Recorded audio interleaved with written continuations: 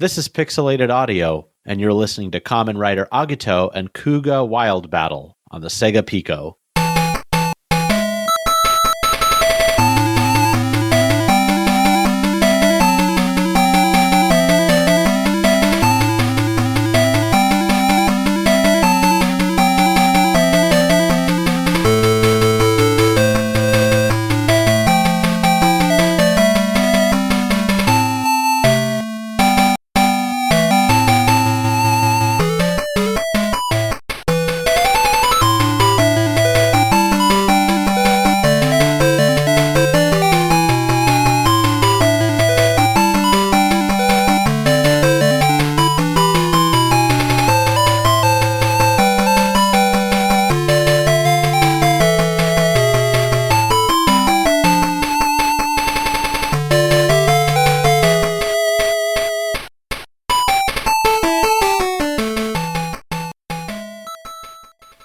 Welcome to Pixelated Audio, a podcast focusing on game audio, its history, and the people behind it. We're your hosts. I'm Gene, and this is Brian.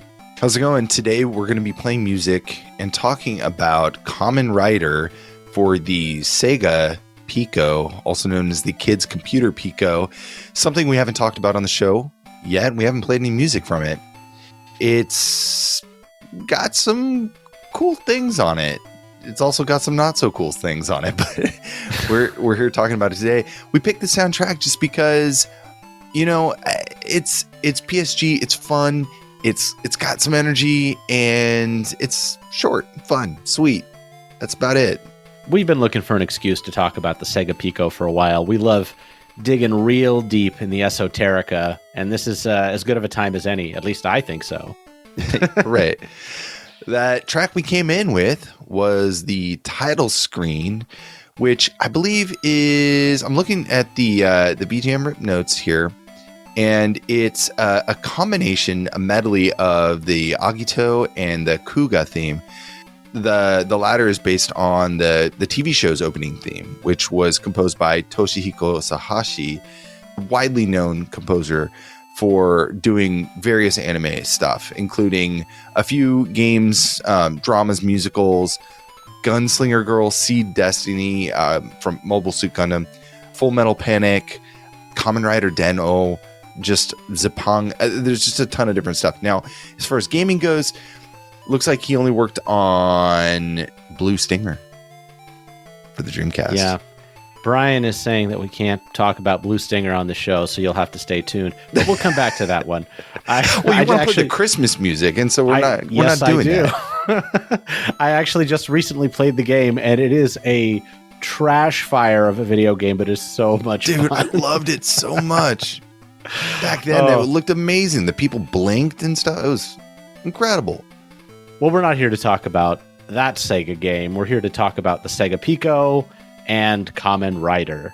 Yeah, the game itself was released 2001, early 2001. So yeah, something like that. All the really early games were, you know, it was a lot more edutainment focused around learning, none of that fun stuff.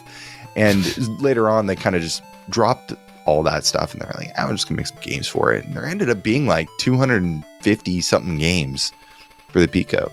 Yeah, it's an unusual one, but before we get more into that, let's play another track here, Brian.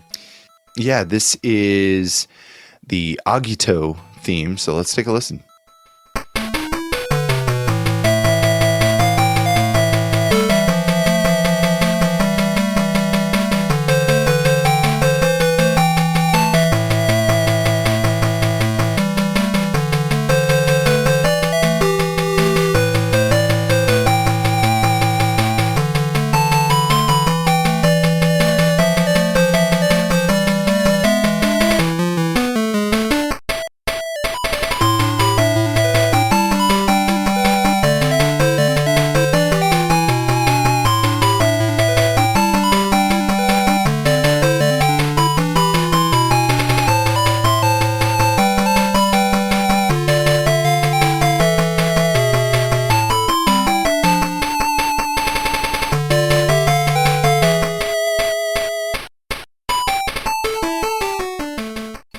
That was Agito's theme from Kamen Rider, Agito and Kuuga Wild Battle on the Sega Pico. It's also called Agito Page because for folks who aren't familiar with the Pico, we'll talk about it briefly here, but it was essentially like a children's storybook. So imagine if you had like a kid's book and I think it had 6 pages and you just moved through them digitally. So this is probably page 2 or whatever. You tab right on using the stylus or something like that. It was a very unusual console, but it was targeted very much towards like preschool age, somewhere in that like 3 to 5 year old. Like you can hold things and you can manipulate them, but maybe you don't really care other than the colors and the lights that are happening. Gene, first of all, let's be very clear. It was not called stylus. It was called the Magic Pen. That is true. I should have been more clear about that. Yeah, that should give you it shines brightly in your hands and makes a little sound when you hold it. No, interestingly, it was like they basically took the guts of an old Sega Genesis, ripped out the FM, stuffed it into like a little laptop with like bright colored plastic, and now you have a children's game console. Yeah, it's like teal, like this bright teal. The letters on it, Pico, are all, happy and Comic Sans. It's got this purple backing. It's essentially a laptop, but and there's no screen on it. You have to actually plug it in through the RF or whatever into a TV to actually use that aspect. But you can, draw on with your Magic Pen, and it's kind of like a mouse on the screen where you can, have little drawings and write and stuff like that. Yeah, and the pages are actually little cards. They're actually like old Sega Master System cards, basically, like really, really limited memory cards, but they have images on them like a storybook because it was meant, again, for that very young demographic. I think this is very much in that mostly a toy, but kind of a video game just because of the hardware behind it, which is why you're not going to see a lot of people our age talking about this thing, or really most people at all who cover VGM are going to be talking about this thing. But it's an interesting curiosity, and it survived for quite a while. It went from like 93 to 2005. So it got into China in 2002. Fun fact, Brian, this thing technically outlasted the Neo Geo Pocket Color, which means you could still be hearing beautiful PSG music until like 2004, 2005. That chip made it 30 plus years. You've earned your retirement. Basically 3 square waves in a noise channel. So it was a subsidiary of Sega, but developed by Sega Toys. And they did some other amusement stuff. I think they did some arcades and a bunch of children's franchises like King of Beatles, Mushi King, and stuff like that. Like just toys. And think of it as like how Bandai did like the Tamagotchi. Yeah, exactly. I mean, just with the guts of a Sega Genesis kind of repurposed. Is it really? Yeah, I mean, it's barely a video game console, but it is. So sure, yeah. That's all we have to say about it. Pretty much. I think the funniest thing there is to say about this is it sold 3 million units. Now, granted, this is over the course of like 14 years or so, but hey, it outsold the 3DO. So that's success right there. It was released in the US in 94, right? So Japan 93, US 94, and then different places like the EU in 98. Or maybe it was discontinued in 98 in the EU. Yeah, that's right. And then discontinued in the US in 98 because Sega Japan was watching this thing, and they were kind of, it won all sorts of awards for like, child education and stuff like that, but it was kind of a flop, or it was a major flop actually. And it just didn't sell like they expected. So even though it has a long lifespan, it's kind of across different continents that this thing actually survived, right? It's not like one area it lasted for a long time. It was really like 3 years here. Yeah, I do remember seeing it briefly on store shelves in the early 90s. Just like, I think I saw it once or twice. It didn't really stick around very long. I mean, I think it was reasonably successful for the first couple of years. Like when it hits the market, it was like, oh, that's kind of neat, but the novelty wears off pretty quickly. So didn't see a lot of, you're not going to see a lot of nostalgic people for the Pico, not that I'm aware of, but I think we've belabored this enough. Let's get into some more music. Yeah, this is the character select track. Let's take a listen.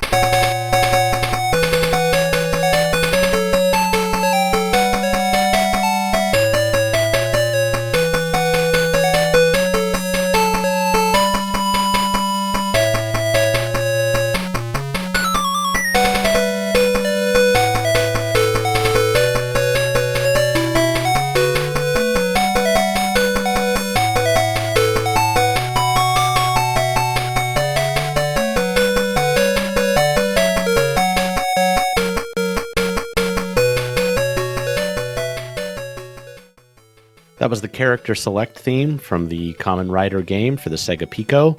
I like this track. It's really cool. There is a little bit of a problem with it. The percussion starts to drift a little bit, and you can see that in the notes. Want to give a shout out to Marklin Cadet VGM Rips. They put a note in here saying that, yeah, the character select theme does fall out of sync with the rest of the music. So it's not too bad, but it is a little bit noticeable towards the end there. So, but I still like the track. I think it's cool.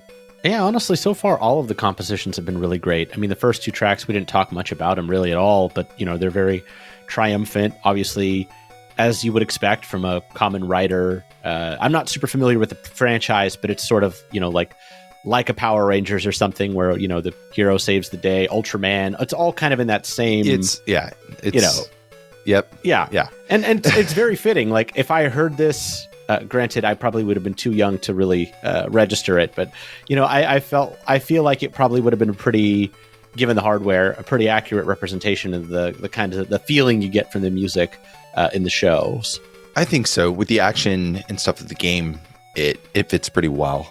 Do we talk about the sound chip at all? I mean, we mentioned that it's kind of got the guts of the Genesis without the FM, right? But it's using the SN76489, which is there's 3 square waves and then there's a noise generator. So it's limited, but like we've seen on things like the Neo Geo Pocket Color and the Sega Game Gear and the Master System, BBC Micro, like there's really good music that you can create with this, even though it's so simple. And that's one of the reasons why it stood out to us and we wanted to talk about it today. Not just the fact that it's on the Pico. Charming. It's a charming chip. Yeah, especially hearing it so far out of time, because most people stopped writing music for this thing in like 92. Right. So hearing it a decade later, and it's more, you know, the style changes a little bit to match the current era, but it's just this, you know, really, really limited chip. Yeah. The actually, you know, we didn't mention it. You're not going to hear it in the soundtracks, but the Pico also had an 80 PCM chip for speech and sound effects. Somebody, you're going to have to double check my notes, and somebody's going to correct me after this, but it was not exactly the same samples that you had, or sample playback that you had in the Genesis. It actually sounds a lot worse. It's really, really rough. It's like a speak and spell kind of rant. Kind of, yeah. So, and what I noticed is I played these on an emulator briefly, some of the Pico games, and oftentimes it would just like pause the game, stop the audio, play the voice clip, and then kind of come back. And it was very, really, really harsh and bright. You could almost never understand what they were saying, even for the few games where it was in English. It was just, it was not a feature of the thing I would say that most people would think too positively about. But that said, like, I don't think many people are going through the trouble of capturing those sound clips. So you're either going to have to watch videos or get a Pico or emulate it to experience the joy yourself. Let's get into another track. This is Battle BGM.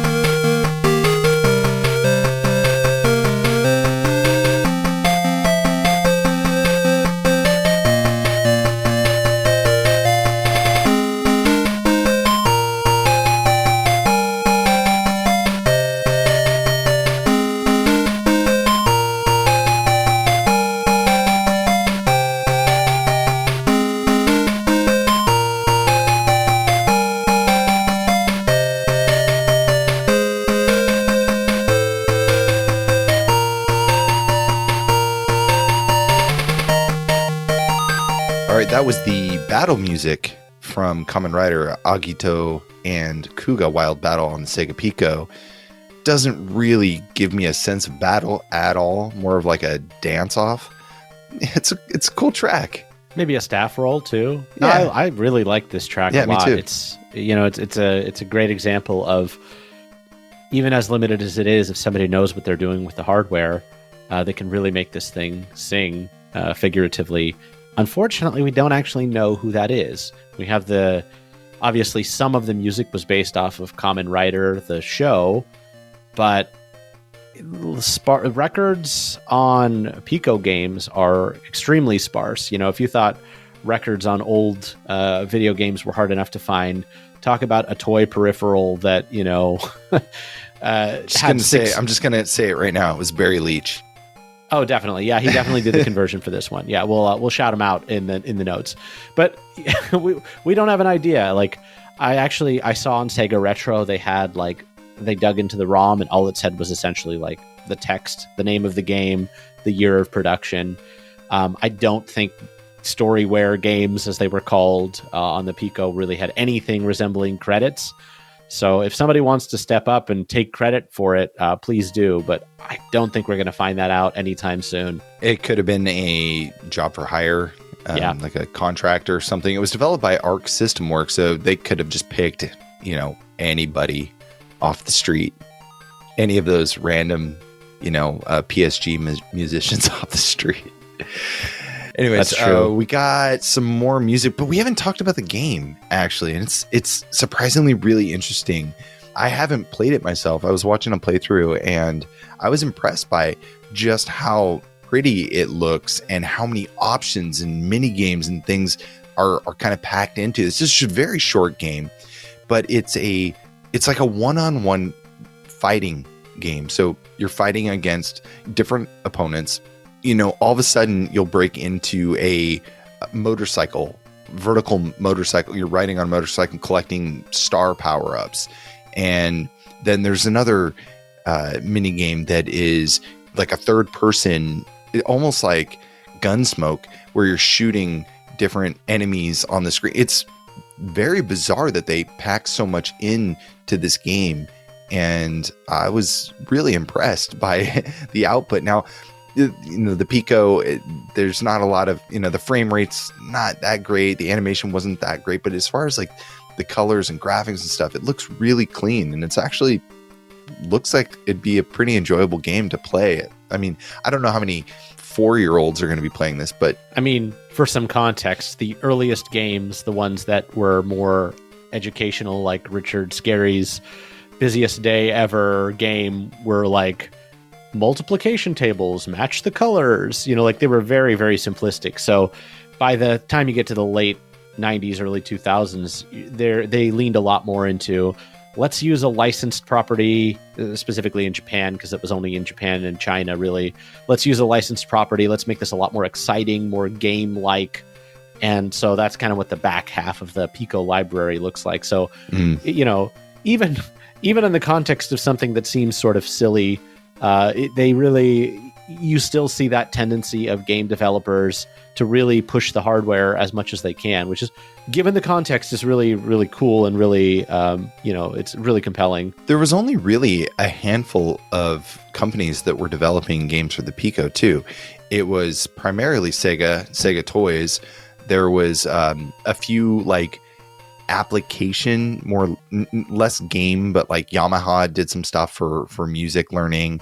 Bandai did a lot of stuff, a lot of their licensed stuff. Hello Kitty, Atlas did some stuff. NHK, but it's a very small list of developers that actually put things on here, and I think they were really just targeting that audience. It wasn't that big to begin with, and the sales were never really that strong, so they probably stuck to franchises that kids would be interested in. Crayon Shin-chan and Doraemon and Disney stuff, and it was all done by Sega Toys. So yeah, they even had the Lion King Adventures at Pride Rock, which was released in Korea was 1997. So Berenstein Bears has got a jam or two. We might have to come back, sweep up some of those awesome edutainment jams from the Sega Pico. But today we're just focusing on the one game. Yeah, well, we have a track here. This is the Agito Game, so let's take a listen.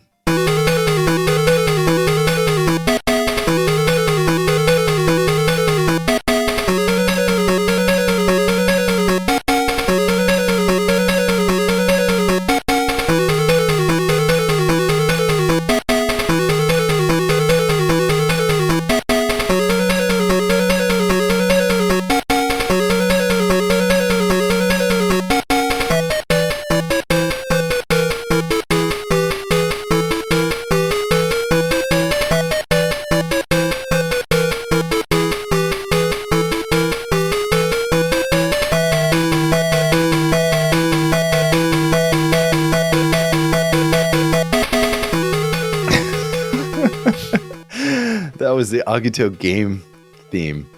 Man, it sounds like, like when you spin a child like in circles and you have them blindfolded and then you watch them try to like pin a tail on the donkey. It sounds like a theme for that. It's I thought it was going to just keep looping over and over. And I was like, oh, I think we could kill this one off. And then it had a little change in there. It was good. Yeah, I thought I didn't get that. I was more like, oh, this is clearly Saber Dance by Aram Khachaturian, the classic the circus theme, or maybe that's the other one. It's one of the two circus themes that we always hear. But I don't want to talk too much over this because it's going to get super obnoxious to hear this in the background for anybody who's listening.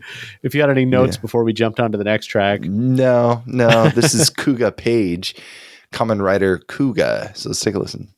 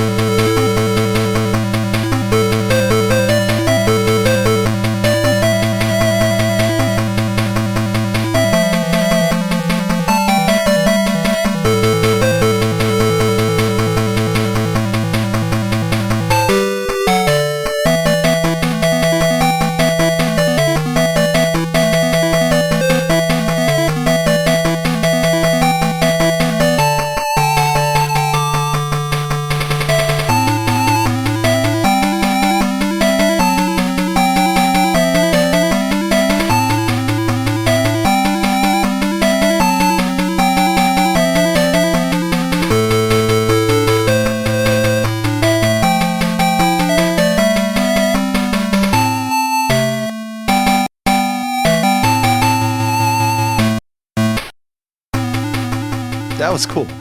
I like that one. That was cool. Yeah, that was the track Kuuga Page, Kamen Rider Kuuga. Which I think is just from the TV show. I think so. Yeah. But cool. I had this really fun note here because when I did research for the Pico many years ago now, and so I just dug up all sorts of info. I just want to bring this up because I thought it was kind of neat. It says the former Sega console hardware research and development head Hideki Sato said that the Pico was only possible due to the company's past work on the My Card cartridges developed for the SG-1000, which is the system that most folks don't really remember that well, but came right before the Master System. So this is kind of like really old technology, repurposed in a new way, and also their work on drawing tablets.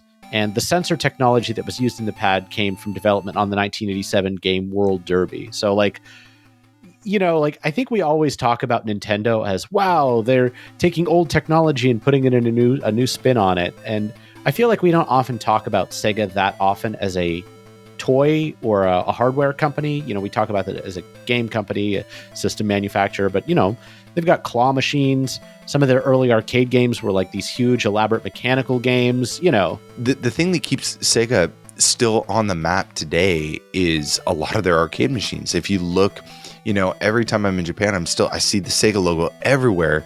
Oh, because it's a company that really, look, they made video games for a while and they still do, but they pivot to where industry is going and where culture is going, where society is going very well.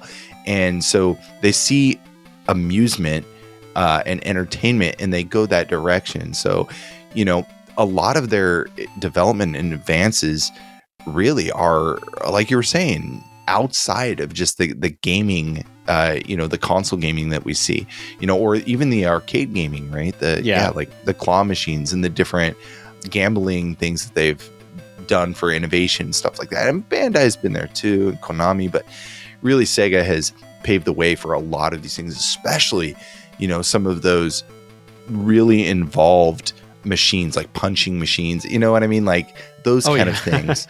They really have a lot of fun, I think, creating and developing new forms of entertainment and with technology. And so, I got to hand it to him. Yeah, and I'll end this whole sidebar with the fact that Western culture tends to get hung up on the whole Sega of America versus Sega of Japan, the 16 and 32-bit era, Sega imploding. They survived. They're still a thriving game company today. So the fact that they had all of the stuff with the, 32X, Saturn, Dreamcast didn't take them out. Obviously, they have some pretty stable businesses elsewhere and have been able to survive and thrive in other ways. So, I mean, that was really only a small bit of what was going on, right? So, the company has had multiple pillars of support, and just because one, there might be some controversy or some, problems, with management or whatever it may be. I mean, there's still so much positivity and innovation there that they can continue to kind of go past all of the hurdles that they cross. So Sega, keep doing what you do. We got another track here. This is Kuuga Game, and I think this is the one where you're actually shooting at bad guys with the crosshair on the screen. Really interesting game. Again, lots of unique elements thrown. I wouldn't say unique. Okay, they've kind of borrowed from other games, but they put it into one package, which is unique in its own. So let's take a listen to Kuuga Game.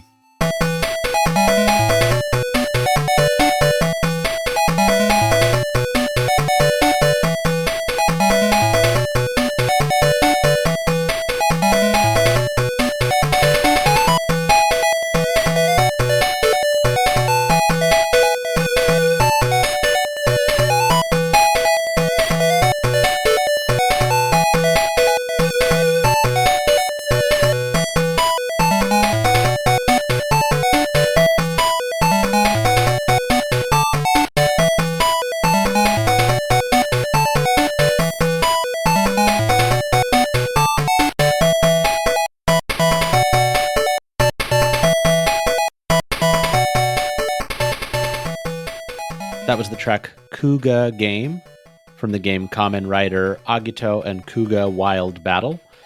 So I suppose we're pitting the two against each other. I didn't look too closely into this game, but I saw some art. But it seems like those are the two the warring figures in this one. I got to say, pretty positive note to end on. I really enjoyed that track. Yeah, that was cool. Really dancey energy. Honestly, I was surprised. Maybe not surprised, but I was pleased to see how much variety there was in even such a short soundtrack. Like, they could have done the same song 5 times, but they actually had some, variants and styles and genres and things. It's great. Totally. I mean, look, the soundtrack's not for everyone. Sure. I know that, some people are, whatever, but I think we can appreciate, and those listening can appreciate just, the efforts that went into it, and the game itself. If you do check out some videos and stuff, I think you'll appreciate like how much thought they put into something that really didn't have much of a chance anyway. I think they did a good job. This may not be the last you see of the Sega Pico. At least it might be for a little while, but well, it's not, because we decided that we're going to kind of do a preamble with one game first and then jump into more. That's true. But anyways, today we covered Kamen Rider, Agito, and Kuuga Wild Battle on the Sega Pico, composed by someone in the streets of Tokyo, or probably Osaka somewhere. And some compositions by Toshihiko Sahashi. We hope you enjoyed it and you were able to get groove on a little bit with Kamen Rider and the Pico. Yeah, and if you want to know more about the show, check us out online at pixelatedaudio.com for the show notes and the track list. We also publish to YouTube. We have a Discord channel if you want to hang out and chat with us. Get your groove on with some more Kamen Rider. Yeah. Go through our backlog. If you're in a podcast app, scroll through some of the past episodes. There's a lot of really great stuff, a lot of really great content. Hope you enjoy it and listen to something, that you wouldn't think to listen to.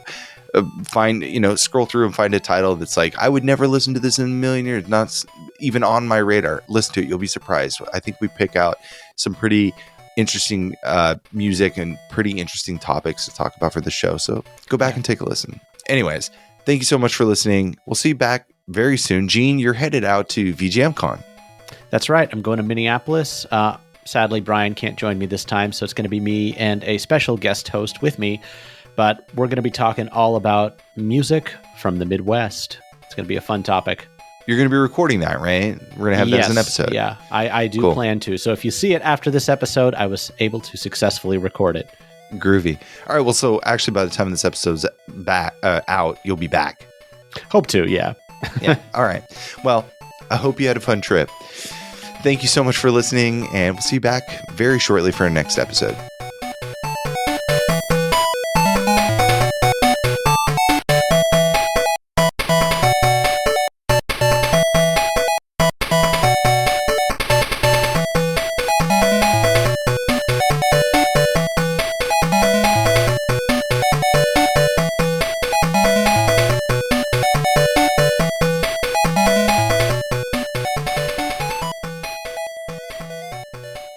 He's only done one video game, and it's Blue Stinger.